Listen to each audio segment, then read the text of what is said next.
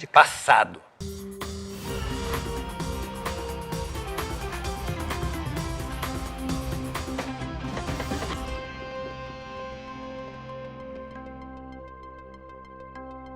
Se você se interessa pelo tema empreendedorismo, mas está assustado com esse monte de guru de internet que diz que você vai ficar rico da noite para o dia com um monte de fórmula mágica, você está certo de estar desconfiado. Empreendedorismo se aprende com ciência, método e com professores que são conceituados, que sabem do que estão falando. Professores das universidades, professores das faculdades, conceituadas. E foi isso que a gente fez em fevereiro, lançando o nosso programa Empreendedor Mestre, um programa de formação em empreendedorismo e negócios. Milhares de pessoas entraram na primeira turma e não só aprenderam com todos esses professores e professoras, mas hoje fazem parte de uma comunidade de negócios que fazem negócios entre si e aprendem junto sobre esse tema tão interessante. A gente vai lançar agora a segunda turma desse programa de formação em empreendedorismo. E a aula inaugural vai ser dia 28 de julho, um domingo às 8 horas da noite. Se inscreve, não perde essa aula não, que você vai ficar encantado como ficaram os milhares de alunos e alunas que se inscreveram na primeira turma. Um abraço e até lá!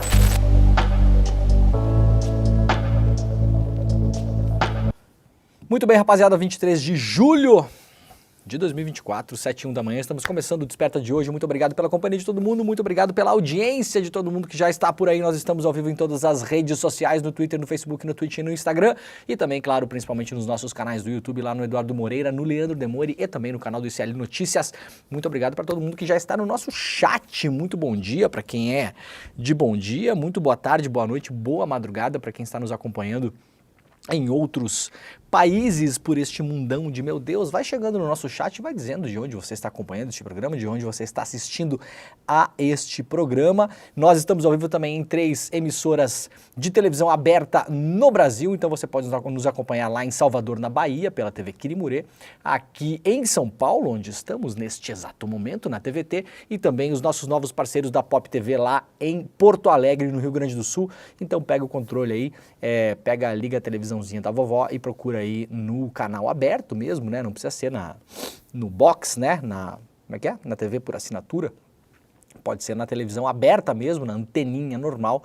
Você vai aí fazer o seu search, a sua busca e vai encontrar o nosso programa ao vivo todos os dias às 7 horas da manhã, horário de Brasília. Muito obrigado também para quem nos acompanha pelo rádio. Estamos ao vivo na Rádio Brasil Atual e na Rádio Heliópolis, em São Paulo e Grande São Paulo. Então, muito obrigado para todo mundo que está aí, principalmente nos acompanhando no carro. As pessoas geralmente, quando falam que estão ouvindo pelo rádio, estão no carro, virou o grande companheiro, né? Sempre foi, mas hoje cada vez mais o rádio é ouvido no carro. Eu tenho este belo hábito também.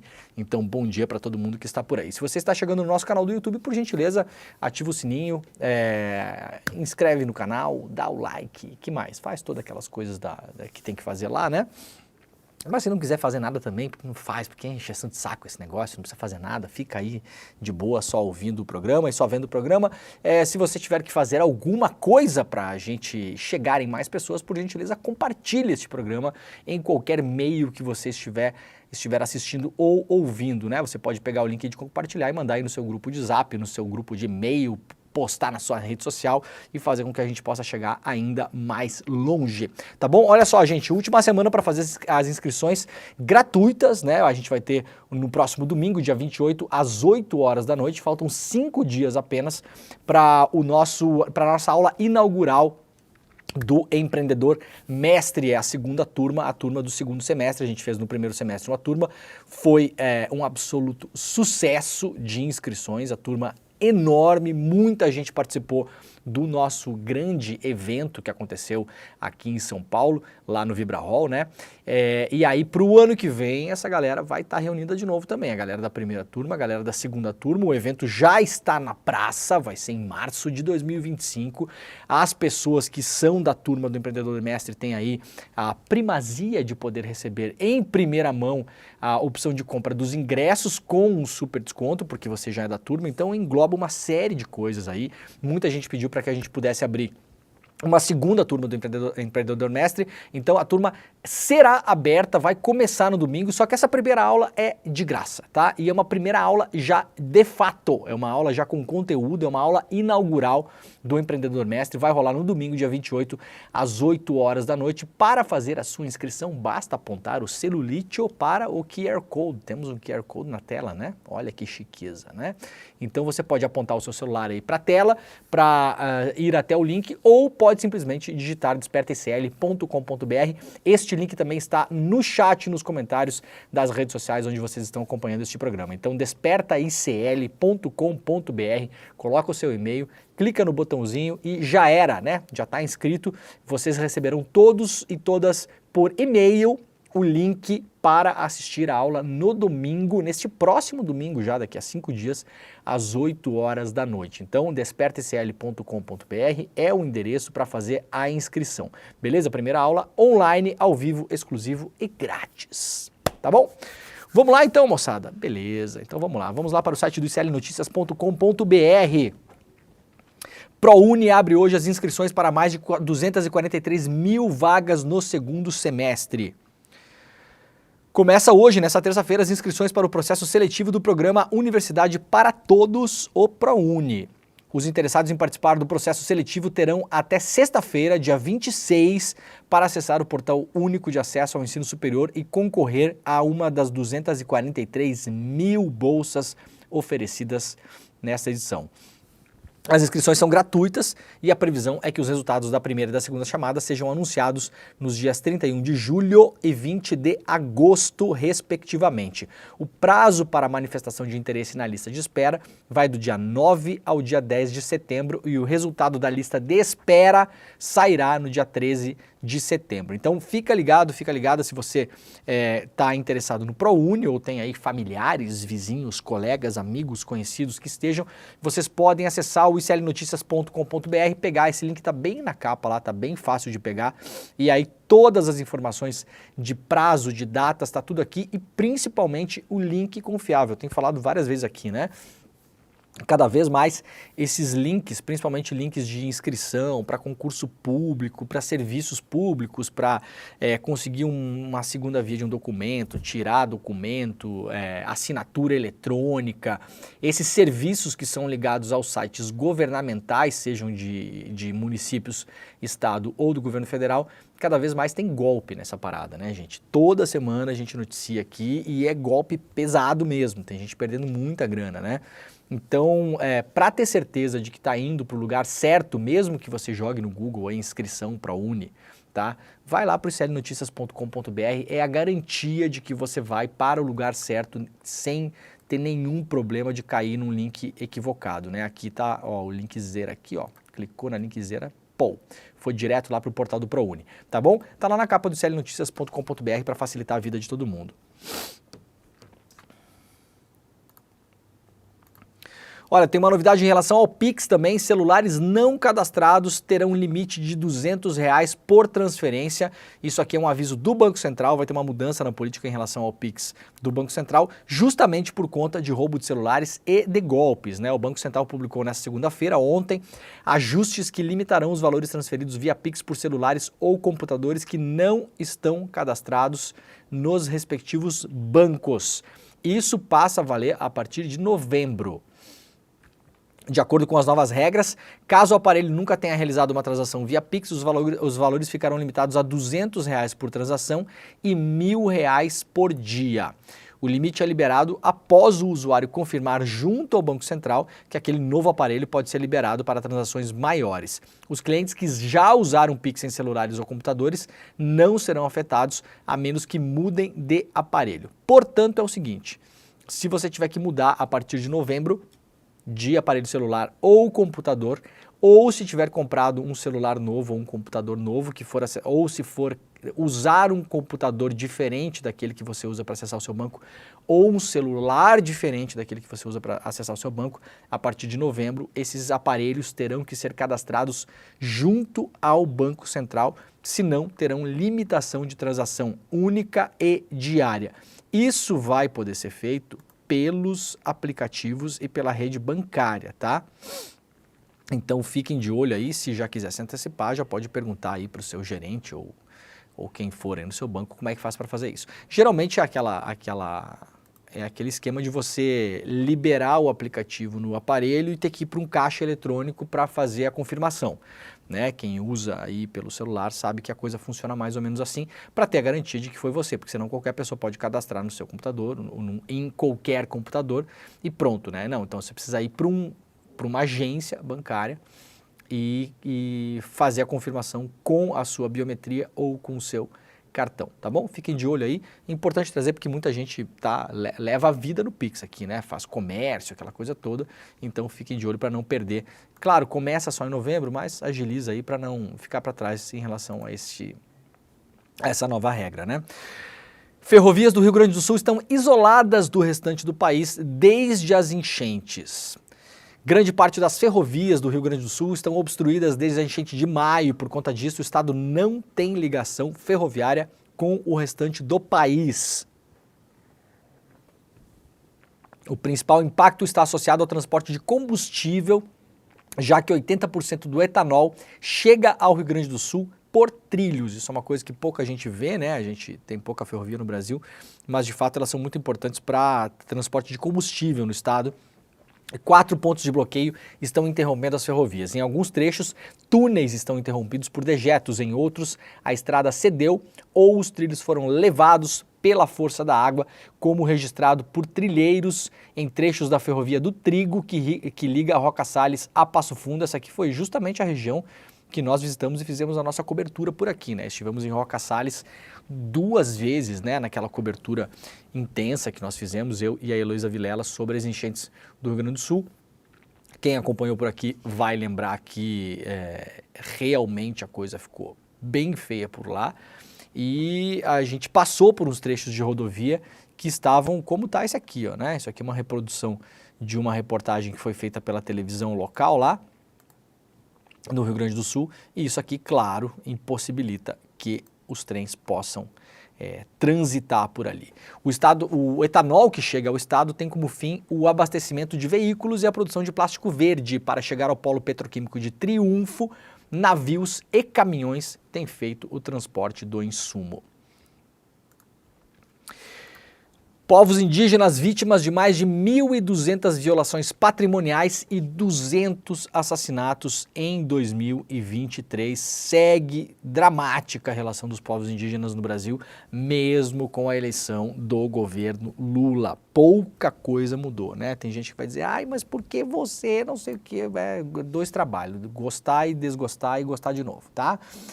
O relatório Violência contra os Povos Indígenas do Brasil, divulgado ontem, contabiliza mais de 1.200 casos de violação patrimoniais cometidos em território nacional contra essa população no ano passado. Em todo o país, foram registradas 404 ocorrências de ataques contra pessoas indígenas só no ano passado. Nesta lista estão tentativas de assassinato, estupros, atentados e agressões.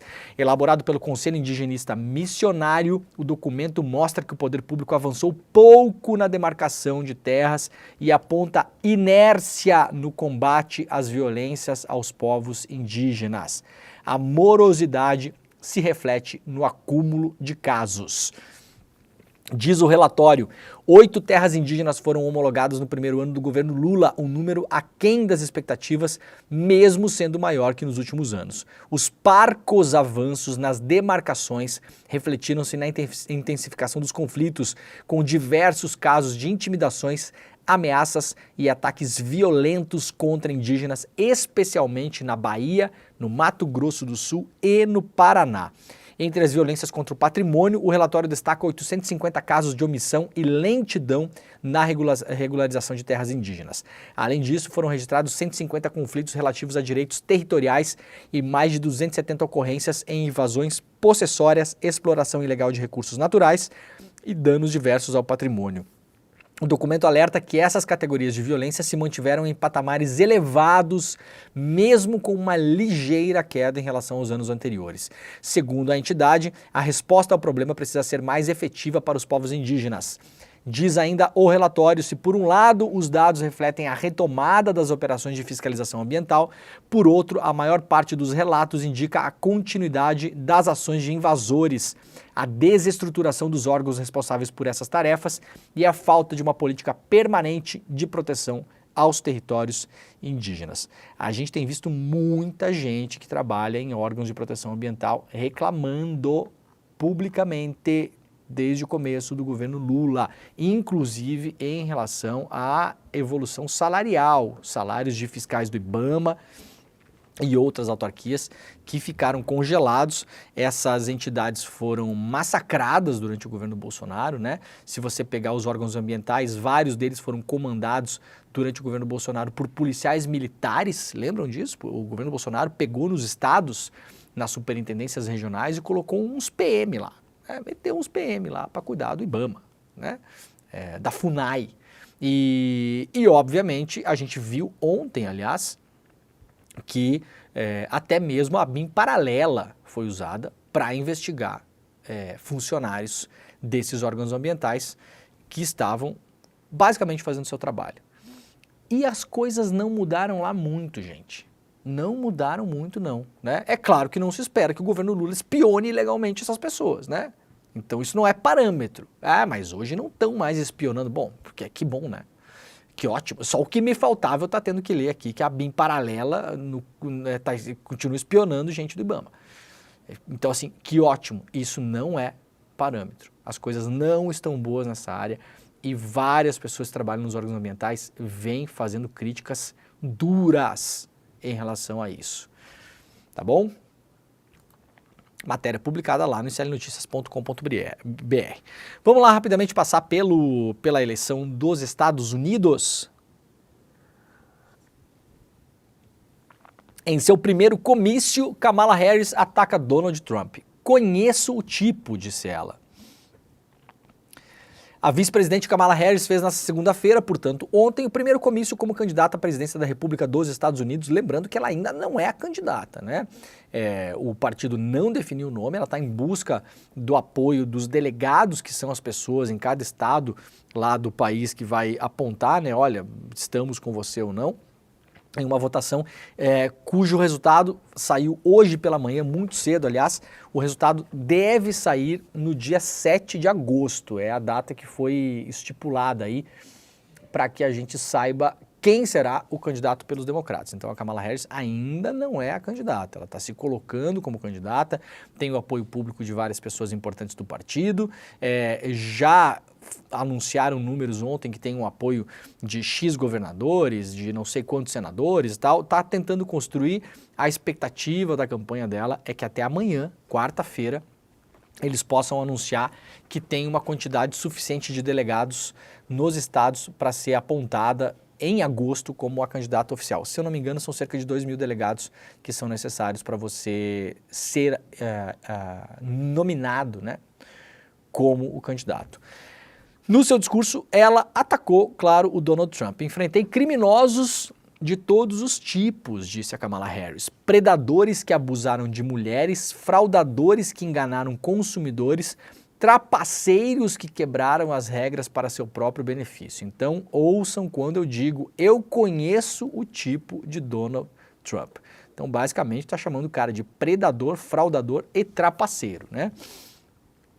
Kamala também pediu união dos norte-americanos, né, dos estadunidenses, no caso aqui, né, porque a Kamala Harris não receberá votos no Canadá, por exemplo, para derrotar Donald Trump, e questionou o país em que queremos viver, um país de liberdade, de compaixão e justiça ou um país de caos, medo e ódio. E aí falou sobre direito ao aborto, acesso a armas, né, uma série de coisas, né, falou que os rifles de assalto devem ser banidos nos Estados Unidos, enfim, fez algumas concessões assim, mais progressistas, digamos, apesar da Kamala Harris não ser exatamente um Che Guevara dos tempos modernos, né? Mas do outro lado tem Donald Trump. Segundo uma agência de notícias publicou ontem, a AFP, né, a agência France Press, ela já tem o número de delegados necessário para ser candidato, mas isso aqui não é número oficial ainda, né? Após o número de delegados do Partido Democrata, já tem o apoio, né, do número de delegados do Partido Democrata necessário para ser nomeada candidata à Casa Branca na convenção de agosto. A informação foi divulgada por membros da campanha ouvidos pela agência Reuters e depois comentado pela própria Kamala Harris. Ela declarou estar orgulhosa deste número, segundo a agência France Press. Não, vamos esperar, tá, gente? Tudo que sai para frente é o que tem que sair para frente, né? Política é feita assim cada vez mais, aliás, em relação a este mundo de redes sociais. Isso pode ser apenas um oba-oba, dali-dali, para dizer que a coisa já está definida, porque dentro do próprio partido a coisa não está definida ainda. Não é todo mundo que quer a Kamala Harris. O que eu ouvi ontem de pessoas que estão ligadas diretamente ao Partido Democrata é que daqui até 7 de agosto, o partido vai deixar a Kamala se expor para testar como ela vai como candidata, principalmente se ela segura a pressão, porque os ataques da campanha do Trump ainda não começaram, né? Eles largaram alguns vídeos, começaram a falar algumas coisas, mas o jogo pesado ainda não começou. Tem uma notícia importante que a gente vai ler daqui a pouco em relação ao atentado contra o Donald Trump e é possível que isso seja a grande arma que eles jogarão em cima da Kamala Harris nas próximas semanas. Então o Partido Democrata vai esperar, vai deixar a coisa andar. Vejam que o ex-presidente Barack Obama não declarou seu apoio público ainda, né? Assim como havia feito em relação ao Biden quando estava concorrendo com o Bernie Sanders para ser o candidato dos democratas. O Obama também esperou naquela época, então acho que o Obama é uma boa sinalização. A partir do momento que o Obama declarar publicamente apoio, a gente sabe que a coisa está definida. Por enquanto, é claro que a expectativa é que seja ela, mas há uma expectativa muito baixa, claro, de que pode ser outra pessoa. Depende, a gente não sabe o que vai acontecer daqui até a convenção de agosto. Vai que aconteça alguma coisa extraordinária e já vimos, né, que nos Estados Unidos as coisas extraordinárias estão acontecendo. Bom, uma primeira pesquisa que saiu, levantamento da Morning Consult, mostra que ela apareceu tecnicamente empatada com o Trump em uma pesquisa após a desistência do Biden. O levantamento foi feito em 21 e 22 de julho, portanto, depois, né, da desistência do Biden. Foi feito ontem e anteontem, domingo, portanto, já depois da desistência, e na segunda-feira. Os números são 47 para o Trump e 45 para a Kamala Harris. Tá bom? Para a gente ter uma ideia aí. É mais ou menos o que vinha fazendo o Biden antes daquele trágico debate eleitoral, né? O Trump sempre mais ou menos na frente por uma diferença que fica dentro da margem de erro. A ver, é muito cedo ainda também. Bom, isso aqui é uma coisa importante que tenho certeza será um assunto aí em relação à campanha dos democratas. Segundo me disseram ontem, né? Aliás, antes de sair esse depoimento, eu já tinha escutado sobre isso, né? Que seria um ponto de atenção da campanha, principalmente da campanha dos democratas, claro. Segundo a chefe do serviço secreto, o atentado contra o Trump foi a maior falha do serviço secreto em décadas. A diretora do serviço secreto dos Estados Unidos, Kimberly Chittle, participou na segunda-feira de uma audiência no comitê da Câmara. A sessão durou quase 5 horas e contou com legisladores republicanos e democratas pedindo a renúncia da diretora pelas falhas de segurança que levaram ao atentado contra Trump no domingo, dia 13. Vários membros do comitê expressaram, na verdade era sábado, né, dia 13.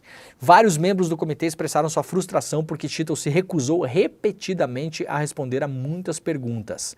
Ela respondeu insistentemente que não pode comentar sobre investigações em andamento, mas ela admitiu que o comício do Trump na Pensilvânia foi um fracasso operacional significativo do serviço secreto em décadas, o maior fracasso operacional do serviço secreto em décadas. Apesar dos apelos bipartidários pela sua renúncia, ela insiste que permanecerá no cargo e acredita que a melhor pessoa para liderar com o serviço secreto neste momento é ela própria. O que fará a campanha do Trump agora? Vai tentar jogar em cima dos democratas, né? O serviço secreto, o serviço de Estado, o presidente é o Biden, a vice é a Kamala Harris, então vai tentar jogar em cima dos democratas essa imensa falha com aquele ar de complô, de que foi feito de propósito, de que o serviço secreto comandado pelo Biden e pela Kamala Harris deixou o atirador tentar matar o Trump. Essa vai ser o tom da conversa nas próximas semanas. Então, veremos, né, como a Kamala Harris vai reagir. Vamos lá para as eleições da Venezuela. Lula diz ter ficado assustado com fala de Maduro sobre banho de sangue e afirma que venezuelano precisa respeitar a eleição. O presidente Luiz Inácio Lula da Silva disse ontem, na segunda-feira, que ficou assustado com a declaração de Nicolás Maduro de que haveria um banho de sangue caso ele perdesse as eleições marcadas para o próximo domingo na Venezuela. As declarações do petista foram dadas em uma entrevista no Palácio do Alvorada a agências internacionais. O governo ainda não divulgou a gravação oficial. Na verdade, nós temos o vídeo aqui, né? Na entrevista, Lula também afirmou que Maduro deve aprender que quando se perde uma eleição, é preciso respeitar o resultado e ir embora. A gente tem o trecho do vídeo, vamos colocar aí?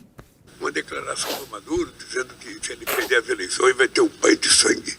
Já falei com o Maduro 2 vezes, falei por telefone com o Maduro, e o Maduro sabe que a única chance da Venezuela voltar à normalidade é ter um processo eleitoral que seja respeitado por todos.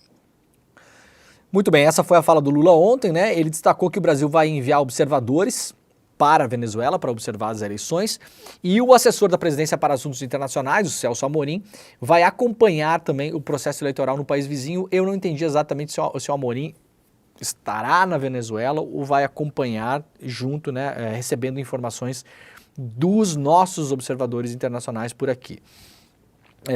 Disse o Lula ainda, se o Maduro quiser contribuir para resolver a volta do crescimento na Venezuela, a volta das pessoas que saíram da Venezuela e estabelecerem um estado de crescimento econômico, ele tem que respeitar o processo democrático, completou Lula.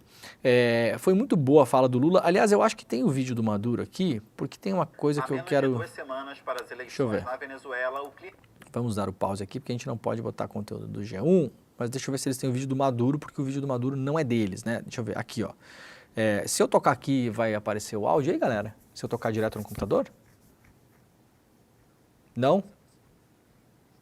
Ah, então tá. Eu vou aproximar meu microfone aqui. Deixa eu dar um volumão aqui. Então vamos lá. Vamos ver se dá para pegar por aí. Vamos lá.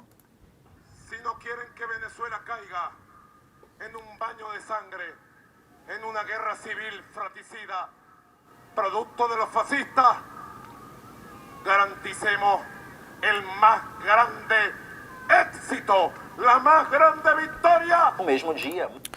Deu para ouvir mais ou menos aí, né? Eu tenho uma diferença de interpretação nessa fala do Maduro, tá? E vai aqui a opinião de alguém que não morre de amores pelo Maduro, muito antes pelo contrário, tá?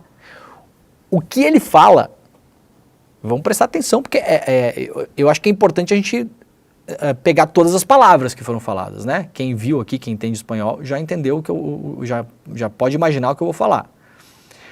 O Maduro falou que se a oposição a ele ganhar a eleição, eles farão um banho de sangue. Tá? Tá aqui a fala dele, literalmente, gente. De novo, eu não morro de amores pelo Maduro. Poucas vezes vocês me viram aqui falar sobre ele, aliás. Olha aqui, ó. Se não querem que a Venezuela caia, vamos de novo, tá? Eu vou ler aqui sem o volume. Se não querem que a Venezuela caia em um banho de sangue, disse o Maduro, em uma guerra civil fratricida, vírgula, produto dos fascistas, temos que garantir o êxito nas eleições. Galera do chat, eu tô fazendo uma interpretação errada da frase? De novo, se não querem que a Venezuela caia em um banho de sangue, em uma guerra fratricida, vírgula, produto dos fascistas, vírgula, temos que ganhar as eleições. Então, o que a gente pode discutir se a oposição da Venezuela é fascista, se não é, etc e tal. Isso é uma outra discussão. Se a eleição na Venezuela vai ser limpa ou não, isso é uma outra discussão. Espero que sim, né? Apesar de ter pouca expectativa. Espero que sim. Se o Maduro vai aceitar o resultado das eleições, espero que sim. Apesar de ter pouca expectativa também, tá? Não tenho muitas expectativas em relação à situação atual da Venezuela. Mas, na minha interpretação, não é o que o Maduro falou. O Lula está respondendo a uma coisa que o Maduro não disse. Porque quando eu vi essa notícia na imprensa na semana passada, aliás, ela já saiu descontextualizada. Porque parece que o Maduro está dizendo que se ele perder as eleições, ele e o seu grupo político farão um banho de sangue. Não é o que está dito textualmente na frase. Não é. Tá bom? Então, eu acho que tudo bem. Pega até bem para o Lula falar isso aqui, porque essas coisas, ainda mais em épocas de rede social, a fala do Maduro já saiu do jeito que saiu, ninguém foi lá conferir, então pareceu o que pareceu, e que bom que o Lula respondeu. Acho que seria muito ruim para o Lula estar fazendo essa fala que eu estou fazendo aqui agora, né? Porque ia sair no Jornal Nacional, né? Lula defende banho de sangue. Sabemos como são as coisas, né? Então tá bom, tá perfeito, tá justo. Essa resposta tá justa. Até porque uma resposta não tem a ver com a frase banho de sangue, ela tem a ver com o processo eleitoral. É o que o Lula sempre disse sobre ele próprio, aliás. E já falou sobre o Bolsonaro, né? Perdeu a eleição, vai para casa. Falou sobre o impeachment da Dilma. Teve o impeachment, perdeu a votação do impeachment, vai para casa. Agora, eu acho que a frase não está bem colocada pela imprensa no Brasil. Aliás, quem falou em banho de sangue de uma outra maneira também foi o Trump nos Estados Unidos, né? Vejam como é retratado de modo... Nem virou notícia, né? Assim, vira notícia porque vem por agência, né? Mas não virou um caso no Brasil, o Trump ter falado em banho de sangue nos Estados Unidos. Tá? Então, vejam a frase do Maduro. Vejam a declaração dele. Ele diz claramente que... E aí, de novo, há se debater se essa oposição ela é fascista, se ela não é fascista, se ela vai fazer banho de sangue, se ela não vai fazer banho de sangue. Agora, o que ele falou é que se esta oposição ganhar, eles farão banho de sangue. Essa é a frase. Tá bom? Digam nos comentários aí se vocês acham que eu estou interpretando isso de modo totalmente equivocado. Não me parece, mas estamos aí, né? Vamos lá ainda para o clnoticias.com.br. Olha, a privatização da Sabesp causa perda de pelo menos 4 bilhões e meio para os cofres de São Paulo. Gente, isso aqui é, dos últimos tempos, um dos maiores escândalos do Brasil, disparado. A cobertura da imprensa, ela é altamente interessada nesse negócio, de várias maneiras, por ideologia e por negócio. É uma cobertura vergonhosa. É como se nada tivesse acontecendo, na verdade, né? Como se nada tivesse acontecendo. E quando tem que cobrir uma cobertura, é aquela falsa cobertura neutra, né? Só informando os acontecimentos, o calendário, né? Agora a fase vai para a votação. Aí depois foi aprovada, né? Você faz o falso neutro. O governo paulista encerrou na segunda a privatização da Sabesp, contabilizando uma perda de pelo menos 4 bilhões e meio aos cofres estaduais. O valor é quase 1/3 dos 14 bi arrecadados com a privatização. A conta considera o valor pelo qual as ações da Companhia de Água e Esgoto foram vendidas na privatização recém-concluída e a atual cotação do papel. Na sexta-feira, o Edu Moreira trouxe essa conta aqui, fez essa conta aqui ao vivo, né? Fez exatamente essa conta aqui. A Sabesp foi vendida com cada ação carimbada com um preço, tá aqui, ó, de R$ 67,00. Acontece que no mesmo dia em que ela foi vendida, a mesma ação valia 87. Só na diferença entre uma coisa e outra foi 3, 4 bi. 3, 4 bilhões de reais. E como bem disse o Edu, aliás, eu estava falando com ele sobre isso ontem, uma parte, a Sabesp foi vendida em parte, né? Foi vendida em parte, uma parte dela só. É uma parte menor, mas garante o controle privado. Foi mais ou menos o que foi feito com a Eletrobras. Lembram que eu trouxe esse caso no ano passado aqui até? Que o grupo do Lehman, o 3G Capital, tinha comprado uma fatia pequena da Eletrobras, mas controlava a Eletrobras. Aqui vai acontecer a mesma coisa. Uma parte disso foi vendido ao mercado, digamos assim. Você podia, com o seu computador, que você se acha o grande tubarão da bolsa, você, né, que está em casa, tá? Que tem o seu Renault Kwid. Você saiu do seu Renault Kwid, chegou em casa, né, se acha o tubarão da bolsa, foi lá comprar a ação da Sabesp. Como o movimento óbvio era que ia ter valorização da ação, você foi lá, comprou R$4.000, né? E aí no fim do dia fez um lucrinho ali de 400 conto. Tubarão da bolsa. Vai defender o Elon Musk, vai achar que o Jeff Bezos é isso aí mesmo, né? E que o Lehman é o grande norte a ser perseguido. Uma parte que não foi vendida no mercado, essas chama free flow, né? Ações, né?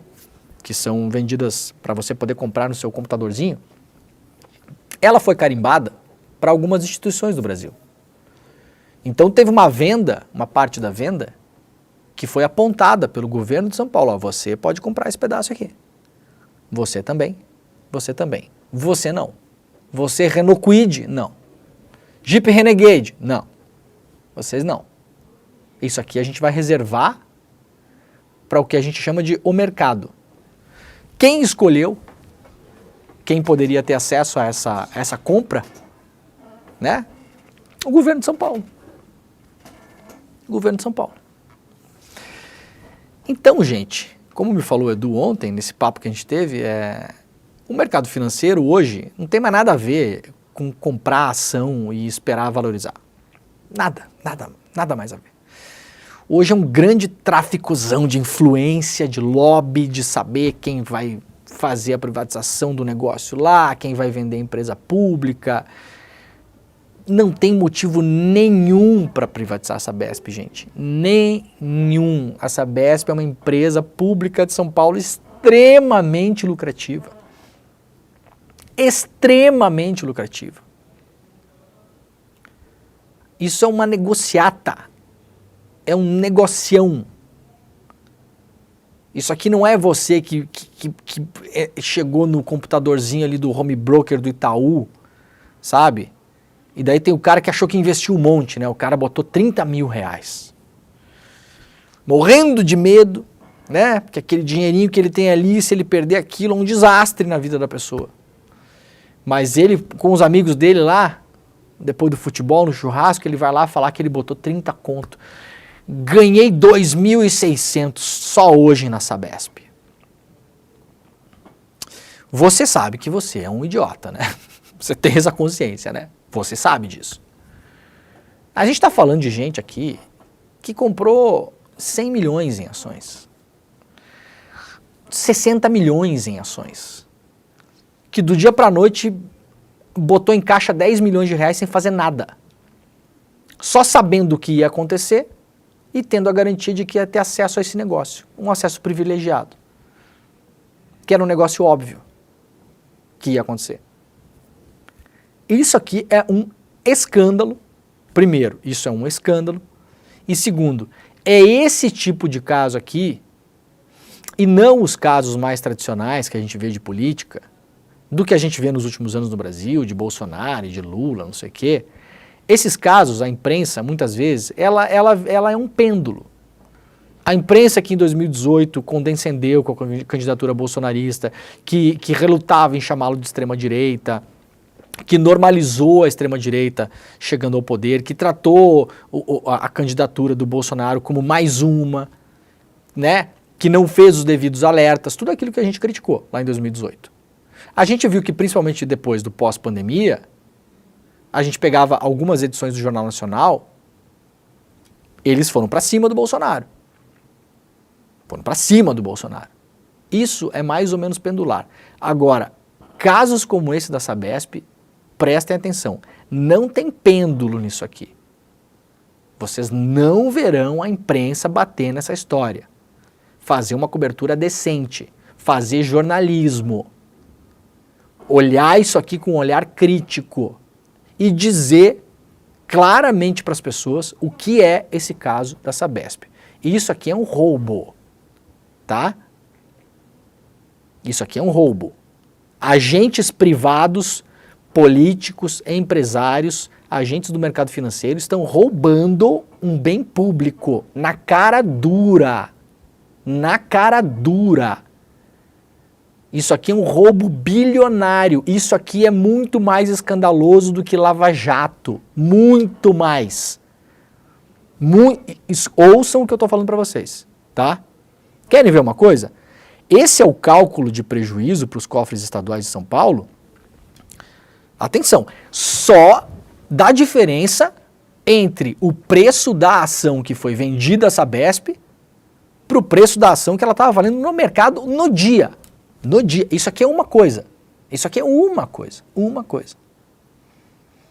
Vocês lembram quanto foi o prejuízo de corrupção que a Petrobras teve que colocar em balanço por causa da Lava Jato? E esse é o único número confiável, gente. O resto é tudo lero-lero, tá?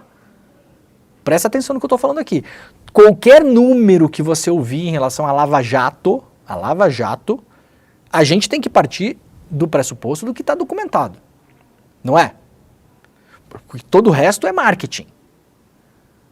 Teve jornalista até que na época, no auge da Lava Jato, falou em trilhões roubados, né? Jornalista que tá por aí ainda, né? Tá no Globo, tá em canalzinho, tá em newsletterzinha, famosinha e tal, né? Trilhões roubados. Né? O PIB do Brasil é trilhão, tá, gente? Calma, segura o tchan aí, vocês. Dá uma segurada no tchan.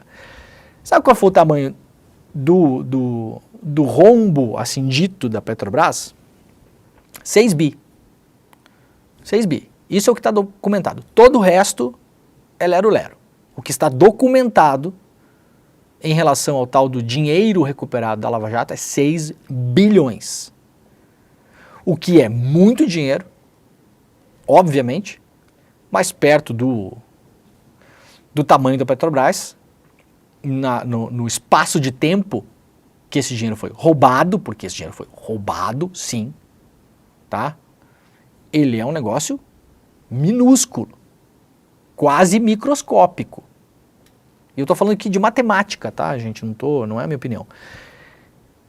A Sabesp, só a diferença do preço que esses caras pagaram por ação e o que estava cotado em bolsa no dia é 4,5 bi. 4,5. É quase uma Lava Jato.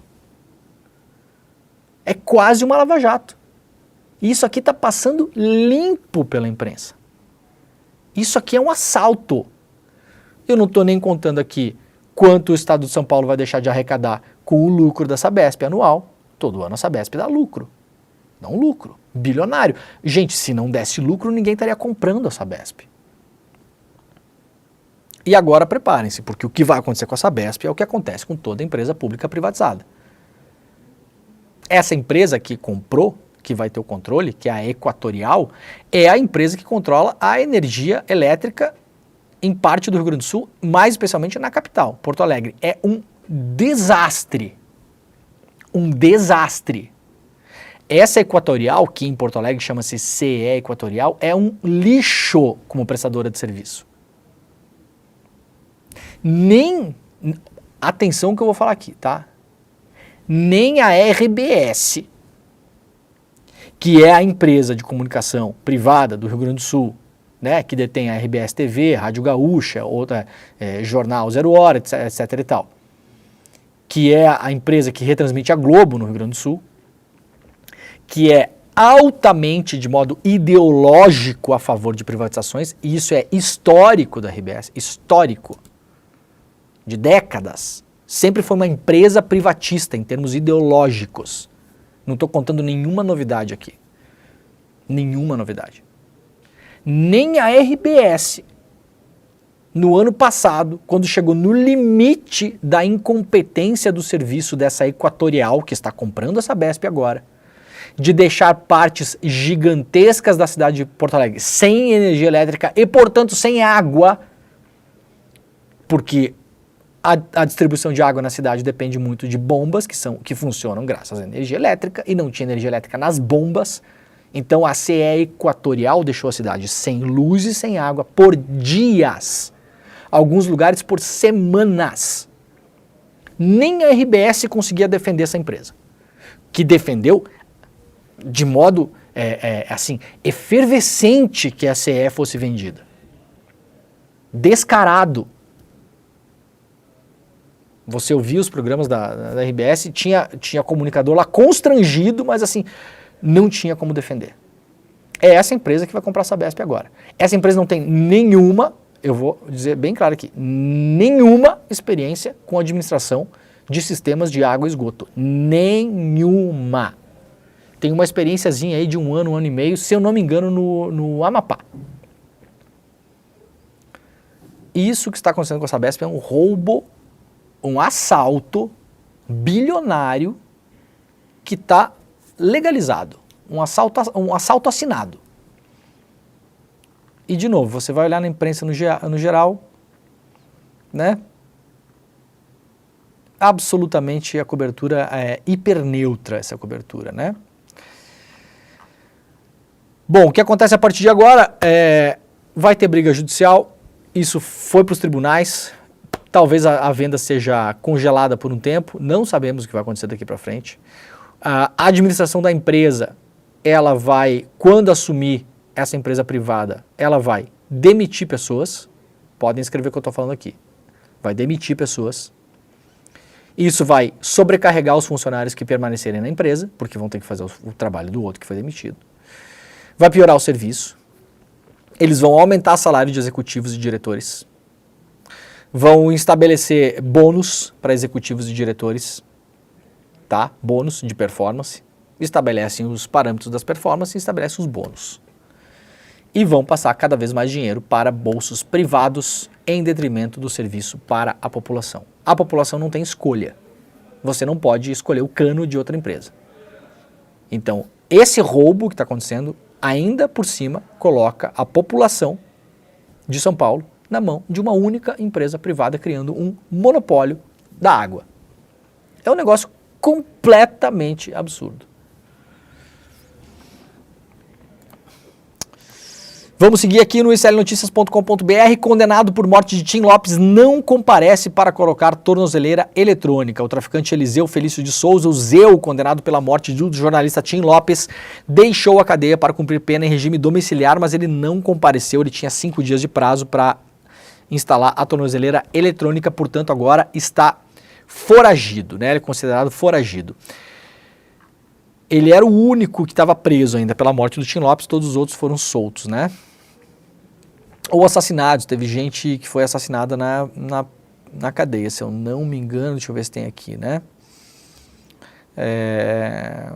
Foi, né? O Elias Maluco, né? Foi assassinado, né? Que foi o cara que ordenou a morte na época, né? É isso aí. Manuela Dávila vence ação contra a Record e Igreja Universal por divulgação de fake news. A ex-deputada federal, jornalista e candidata à vice-presidência, né, a jornalista Manuela Dávila, venceu uma ação que movia contra a Record e contra a Igreja Universal do Reino de Deus por causa de uma notícia falsa sobre ela, divulgada no programa Entre Linhas. A atração, produzida pela congregação religiosa, foi exibida pela emissora de Edir Macedo em 2022. Manuela Dávila ganhou uma indenização de R$ 12.700 por danos morais. A Record e a Igreja também vão precisar se retratar com a candidata à vice-presidência em 2018. As empresas já recorreram da decisão no Tribunal de Justiça no Rio Grande do Sul. A Folha de São Paulo teve acesso à decisão da juíza, que acolheu o pedido de Manuela, a juíza Tamara Benetti. A ex-deputada alegou que em 31 de maio de 2022, Renato Cardoso, genro de Edir Macedo e apresentador de programas religiosos na Record, convidou outros pastores para comentar a estratégia da campanha do ex-presidente Jair Bolsonaro, que oficialmente ainda nem havia começado. Além de afirmar que Lula teria contratado pastores evangélicos para cuidar de sua comunicação, o programa disse que a esquerda e o PT apoiavam um projeto de lei chamado Legalização do Incesto, supostamente liberando pais e filhos a terem um relacionamento afetivo. Afetivo não, né? Pais e filhos têm relacionamentos afetivos, né, gente? É relacionamento sexual, é o que quiseram dizer no programa. Manuela Dávila também apareceu na foto usada para ilustrar a suposta notícia, que obviamente era falsa. A informação falsa circula em grupos de WhatsApp desde 2019 e já havia sido desmentida por agências de checagem anteriormente, inclusive durante o período eleitoral daquele ano.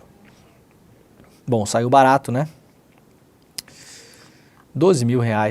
O estrago que esse negócio causou é inacreditável, né? Vamos lá, o que era isso aqui, UOL? Se tiver que assinar a manchete, aí fica difícil a gente ler, né? Bom, Brasil reduz 85% do déficit de vacina em crianças e deixa a lista suja, né? Isso aqui é uma notícia mostrando que a vacinação no Brasil que vinha caindo, a gente conseguiu minimamente recuperar, e isso foi reconhecido no último dia 15 pelo Fundo das Nações Unidas para a Infância e pela Organização Mundial da Saúde. Então estamos aos poucos recuperando a vacinação, principalmente a vacinação infantil. Candidatos à sucessão de Lira escalam aliados para atuar por apoio de Bolsonaro. O ex-presidente pode influenciar os votos do PL, que é a maior bancada do Congresso, além de congressistas de outras siglas. Então o Arthur Lira, né, tá se movimentando aí para ter apoio de tudo que é lado na disputa para comandar a Câmara, e também lá no Senado está acontecendo a mesma coisa. Bom, olha, uma matéria que saiu ontem do Financial Times, parece que acabou a lua de mel do Milei, né, lá na Argentina com o mercado. E é exatamente isso que o Financial Times coloca aqui. A lua de mel de Milei com os investidores, com o tal do mercado, acabou enquanto eles questionam o seu plano econômico. Essa matéria que saiu no Financial Times foi traduzida pela Folha de São Paulo, está publicada lá na Folha de hoje. O presidente da Argentina, Javier Milei, está enfrentando o primeiro grande teste do seu plano para consertar a economia do país após suas medidas para controlar uma corrida que desvaloriza o peso frente ao dólar, provocarem uma reação negativa no mercado. Mas não é que o peso está desvalorizando também? Achei que fosse só o real, gente. Está desvalorizando lá também o peso? Pois é, acontece, né? O governo fixa a taxa de câmbio oficial em cerca de 960 pesos para cada dólar, mas nos mercados de câmbio paralelos, tanto legais quanto ilegais, a cotação atingiu um recorde de 1.500 pesos para cada dólar neste mês. A diferença entre as taxas é vista como um indicador-chave para a confiança dos investidores no governo e pode aumentar a inflação. No último sábado, Milei anunciou um plano para estabilizar o peso.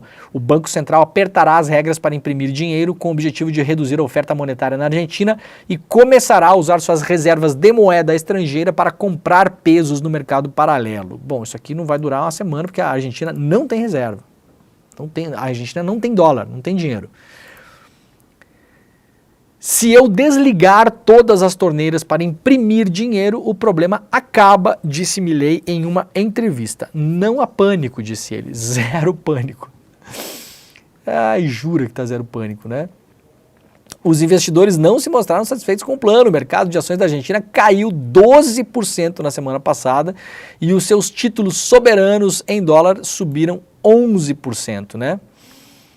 Bom, a matéria completa está na Folha de São Paulo. Lembrem que o Financial Times é a voz do assim dito mercado. Então leiam essa reportagem sabendo que quem escreveu isso aqui está operando interesses financeiros, econômicos, tá?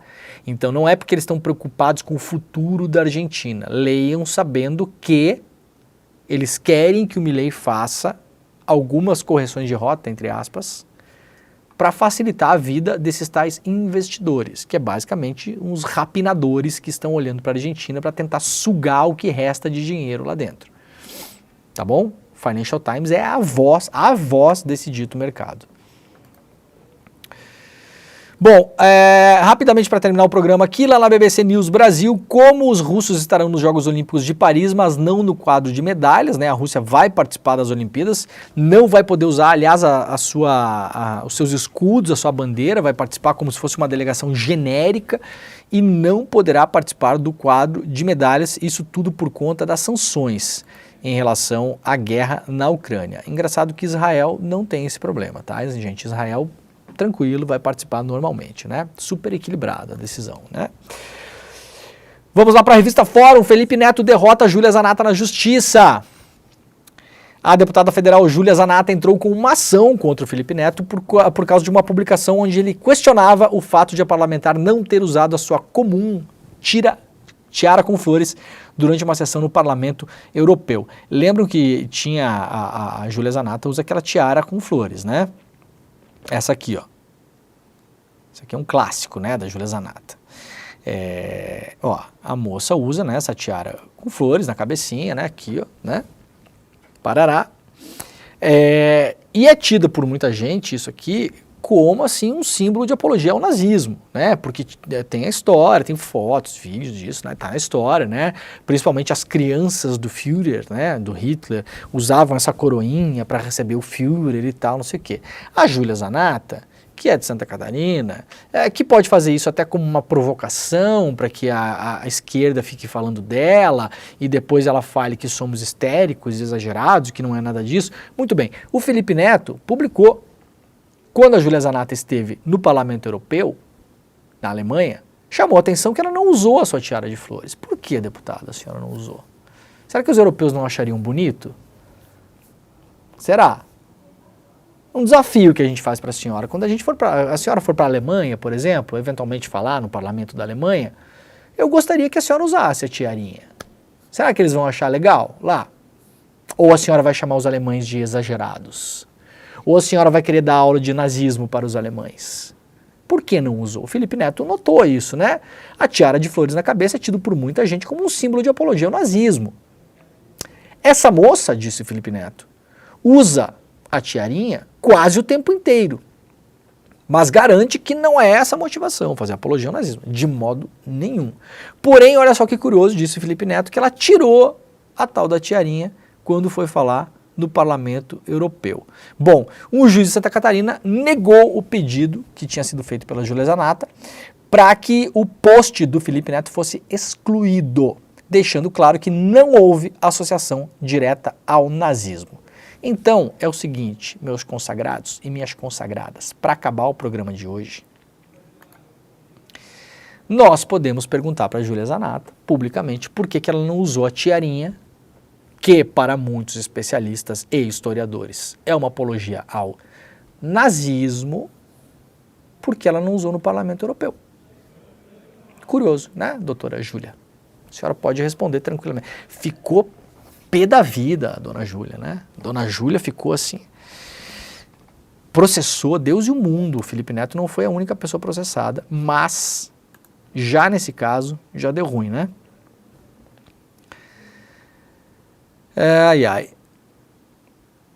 Muito bem. Gente, o programa está acabando, estamos começando o ICL Notícias. Primeira edição, 2 recados importantes. Primeiro, faça agora a sua inscrição para o Empreendedor Mestre, segunda edição, segunda turma, faltam 5 dias. A primeira aula, ela é online, ao vivo, exclusivo e grátis, tá? Então, essa inscrição é gratuita. A aula acontece no domingo, agora, no próximo domingo, às 8 horas da noite. despertaicl.com.br, despertaicl.com.br. Segundo recado importante, fiquem por aí que agora, tá? Às 8 horas da noite, o Eduardo Moreira fará um anúncio importantíssimo. 8 horas da noite não, né? 8 horas da manhã, Leandro. 8 horas da manhã. Agora às 8 horas da manhã. Agora, daqui a 2 minutos, o Edu vai fazer um anúncio que vocês não vão acreditar. Eu não vou dar spoiler, mas teve um meta-spoiler no programa de hoje. Um meta-spoiler. Uma das notícias que a gente leu aqui tem a ver com o que vai acontecer no ICL Notícias a partir de agora. Fiquem por aí que vocês vão cair da cadeira, tá? Então não saia, vai correndo pegar o seu café, vai correndo no banheiro, faz o que tiver que fazer, não desliga a televisão. Se for ficar longe da televisão, aumenta o volume, para não perder, porque é realmente uma coisa espetacular. Beleza? A gente volta amanhã, às 8 horas, às 7 horas da manhã, né? Não da noite. Muito obrigado pela companhia de todo mundo, um beijo e tchau.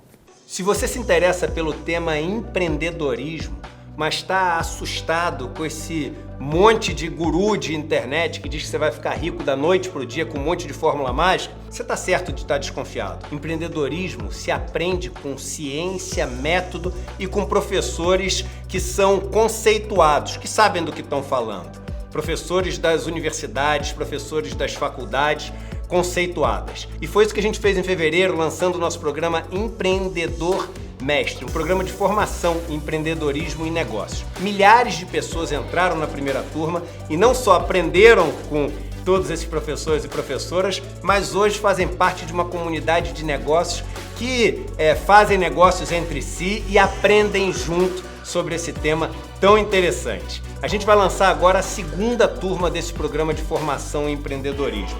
E a aula inaugural vai ser dia 28 de julho, um domingo às 8 horas da noite. Se inscreve, não perde essa aula não, que você vai ficar encantado como ficaram os milhares de alunos e alunas que se inscreveram na primeira turma.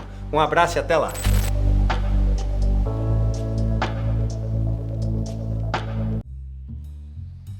No Em Detalhes de hoje, nós vamos falar sobre a privatização da Sabesp, uma das maiores companhias de água e esgoto do mundo. O nosso convidado é Amaury Polak, conselheiro do Ondas. Não perca, às 10h30 da manhã, logo depois do ICL Notícias, primeira edição. Até lá!